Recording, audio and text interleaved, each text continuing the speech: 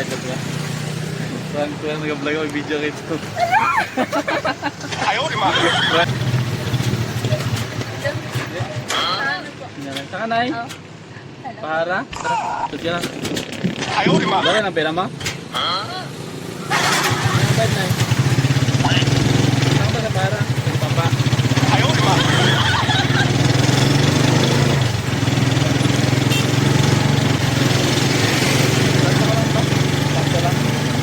Ayaw, di ba? Ayaw, di ba?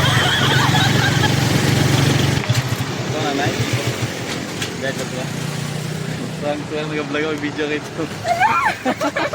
Ayaw, di ba? Prank lang. Nag-vlog siya ako yan. Ayaw, di ba?